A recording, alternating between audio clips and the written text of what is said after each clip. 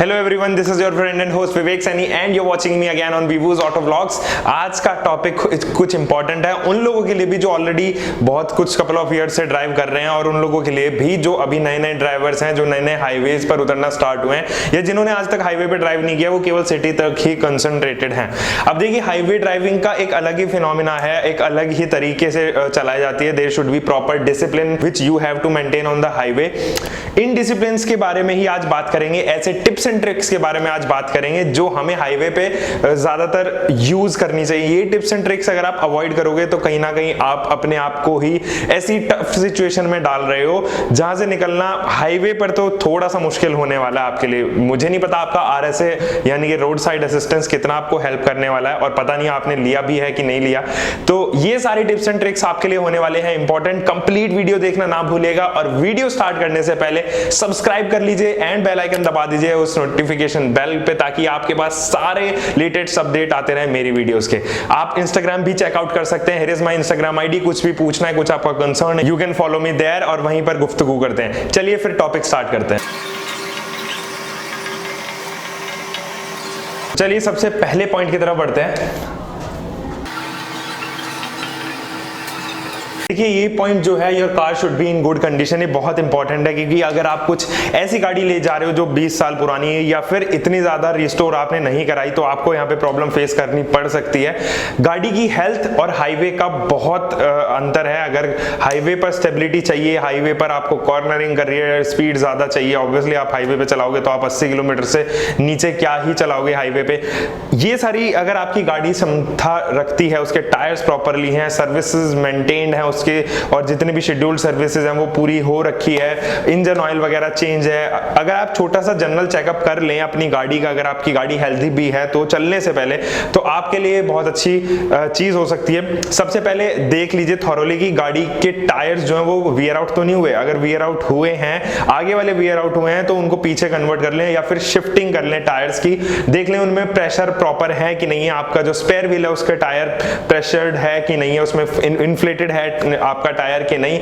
साथ ही साथ ये भी चेकआउट कर ले कि आपका इंजन ऑयल और coolant, which is very important. आप बिना engine oil, degraded engine oil के साथ में गाड़ी चला सकते हैं, लेकिन हाईवे पे अगर आप बिना कूलेंट के गाड़ी चला रहे हो तो बहुत सारी समस्या आ सकती हैं। It can even cause a major damage to your engine.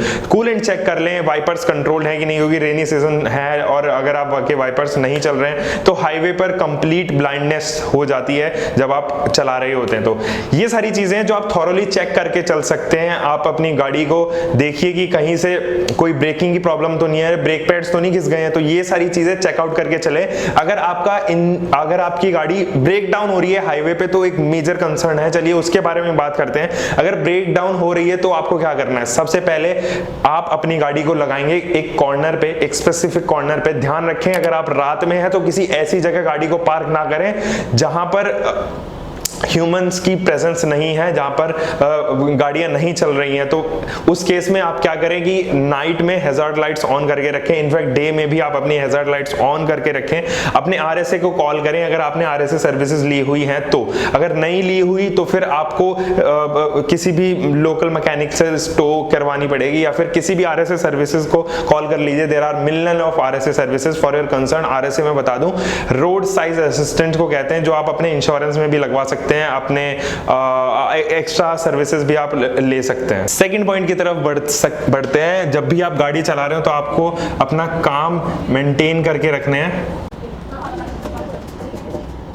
देखिए, हम अक्सर गुस्से में आ जाते हैं या फिर लोकोलाइट से झगड़ने लगते हैं ऐसे मोमेंट में जब आपकी गाड़ी उन्होंने ठोक दी हो या फिर आपने ही किसी आगे वाले या साइड वाले किसी बंदे को ठोक दियो, तो आर्ग्यूमेंट बहुत ज्यादा बढ़ जाता है और वो पर्सनली कन्वर्ट होने लग जाता है। So it's better keep an arm distance. आप एक सेटलमेंट करिए उसके साथ में, सॉफ्ट हार्टेड होके, बिकॉज अगर आपकी आर्ग्यूमेंट्स पिच लेने लग जाएगी तो बहुत सारी सीरियस इश्यूज आने लगते हैं। अवॉइड कीजिए इस आर्ग्यूमेंट को प्लीज। सो गाड़ी चलाते समय सारी टेंशन रिलीज करके चलाएं ताकि आपका कंसंट्रेशन एग्जैक्ट रहे। अगर आपको अपना काम मेंटेन करके रखना है, कीप अ टॉकेटिव बिहेवियर, अपने पैसेंजर के साथ में बात करते हुए चलें।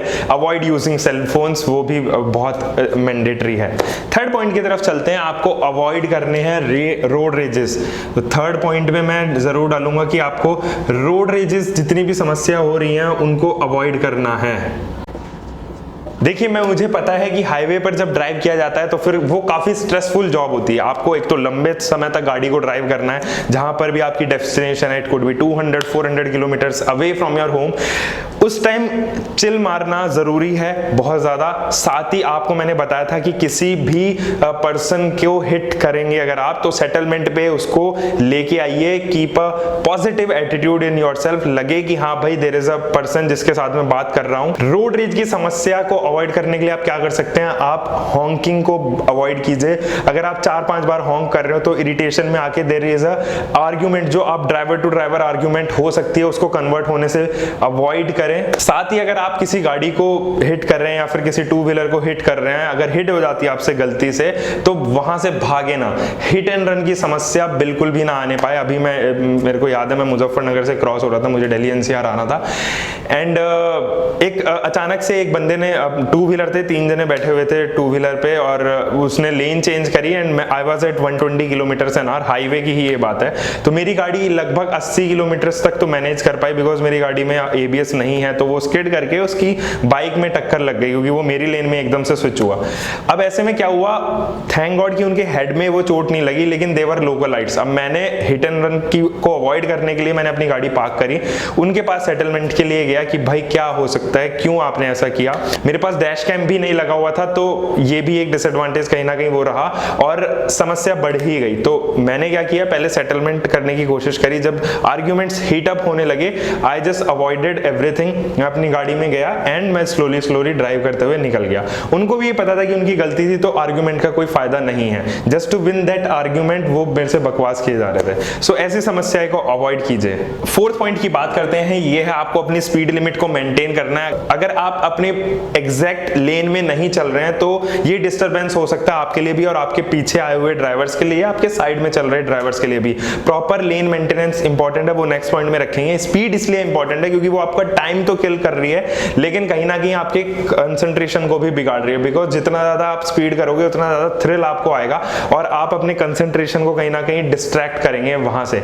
तो स्पीड को प्रॉपर्ली मेंटेन करके रखें कि भाई मुझे 80 तक चलानी है, मुझे 140 तक चलानी है, अगर लेन बड़ी है तो मुझे 150 तक चलानी है। एक सेफर स्पीड को मेंटेन करना बहुत जरूरी है। प्लीज अवॉइड ओवर स्पीडिंग कि आप 180-200 तक चला रहे हैं और आपकी गाड़ी और आपका हाईवे उस लायक नहीं है। तो देखिए, परफेक्ट लेन चूज करना भी बहुत इंपॉर्टेंट है। ये पॉइंट मैंने इसीलिए रखा है क्योंकि हम लोग अक्सर हाईवे के रूल्स एंड रेगुलेशंस को कभी नहीं चलाते। ट्रक वाले सबसे वाहियात ड्राइविंग करते हैं, बिल्कुल फास्टेस्ट लेन में अपनी गाड़ी रखेंगे, यानी कि राइट साइड में अपना ट्रक को रखेंगे और हम लोगों को सोचेंगे कि हम लोग लेफ्ट साइड से ओवरटेक करें। So this is not the phenomena. बहुत से ट्रक वालों को ऐसा भी होता है कि वो स्लो लेन पे चलाते हैं, यानी कि सबसे लेफ्ट वाली लेन पे चलाते हैं। सबसे लेफ्ट वाली लेन इज द स्लोवेस्ट वन, सबसे राइट वाली लेन is the fastest one. Mid में आप ओवरटेक करने के लिए या फिर छोटी कम स्पीड्स पर रखने के लिए रख सकते हैं। देखिए, राइट लेन पर तभी चलाएं जब आपकी स्पीड 120 के ऊपर हो या 100 से ऊपर आप ड्राइव कर रहे हो। सबसे लेफ्ट वाली लेन आपको चूज करनी है जब आप 60 से 80 किलोमीटर के करीब चला रहे हो और 80 से 100 के बीच में आप मिड लेन को चूज कर सकते हैं। Proper laning is very important. Avoid doing zigzag, तो वो चीज आप बिल्कुल अवॉइड कर दीजिए, उससे आपका भी डिस्ट्रैक्शन है, आपके ड्राइवर पीछे वाले ड्राइवर का भी डिस्ट्रैक्शन हो रहा है। देखिए, 6th पॉइंट पर मैंने रखा है टेक अ डीप स्लीप। अगर आप ड्राइविंग से पहले स्लीप आप प्रॉपर्ली नहीं है तो आपको क्या होगा ना, डिजीनेस आना स्टार्ट हो जाएगा। आप स्मॉल जर्क्स ले रहे होंगे, वो रीजन बनेगा आपका ओवर स्टीयर करने का, क्योंकि आप ऑल ऑफ अ सडन आपका माइंड जो है वो स्लीप को कंसंट्रेट करने लगेगा and there would be some jerk और आप ओवर स्टीयर करने की वजह से डिवाइडर में गाड़ी घुसा देंगे। ये अक्सर आपने देखा होगा कि ट्रक्स वाले बहुत सी गाड़ी डिवाइडर में पड़ी हुई हैं, घुसे हुए हैं। उनका रीजन यही रहता है कि ड्राइवर्स प्रॉपर्ली स्लीप लेके नहीं चलते हैं या फिर वो स्लीपी फील कर रहे होते हैं। देखिए, अगर आपने स्लीप नहीं लिया तो आप उसको अवॉइड भी कर सकते हैं। कैसे? स्लीपीनेस फील करने पे आप क्या कीजिए, गाड़ी साइड में लगाइए या एक कन्वर्सेशन स्टार्ट कर लीजिए अपने को पैसेंजर के साथ में, या फिर अगर आप अकेले जा रहे हो तो साइड में लगाइए किसी भी रेस्टोरेंट पे, छोटा एक ड्रिंक लीजिए। आपका नींद जो है वो थोड़ी अनकंसंट्रेट हो जाए वहां से और आप दोबारा से ड्राइविंग करना स्टार्ट करें। कभी भी डिजीनेस फील हो तो टेक अ कॉफी शॉप पे रुकिए, वहां पर आप कुछ खा सकते हैं, तो आपका क्या होगा ना कि वो डिजीनेस जो है वहां से हट जाएगी। This is very important. 7th point पे मैंने रखा है कि अगर आप बहुत लंबे हाईवे ट्रिप्स पर जा रहे हो जहां पर आपको 400-500 किलोमीटर चलाना है, तो हर 4 घंटे में या 200 किलोमीटर पे आप छोटा सा हॉल्ट लीजिए 20-25 मिनट का। इससे दो कामयाबी आपको मिलेगी। एक तो आप रिलैक्स फील करोगे, एकदम फ्रेश फील करोगे। दूसरी चीज, आपकी जो गाड़ी है वो कूल डाउन हो जाएगी, तो टेम्परेचर गॉज भी नीचे आने की कोशिश करेगा। 200 किलोमीटर हालांकि बहुत कम डिस्टेंस, अगर आप नई गाड़ी चला रहे हो तो इट कैन गो आराम से 400 kilometre 500 kilometre, but not only your car will feel confident but also you.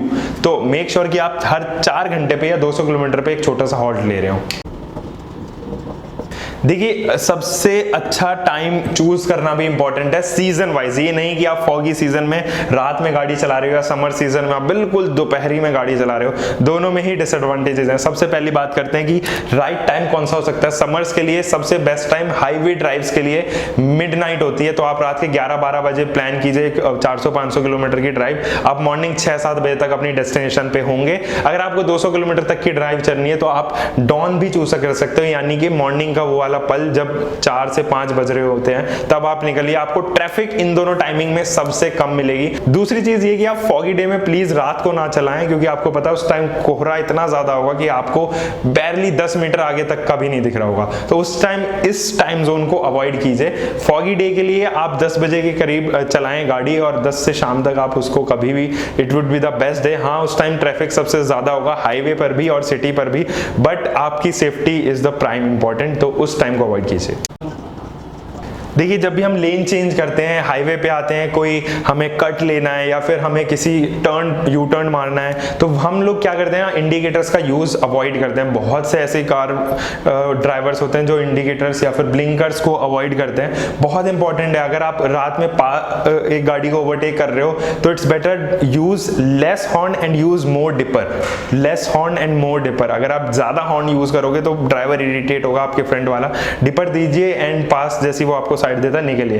तो passing, indicators and headlights on, ये सारी चीजें कुछ ऐसे ब्लिंकर्स हैं जिनको आपको यूज करना है रात में हाईवे पर।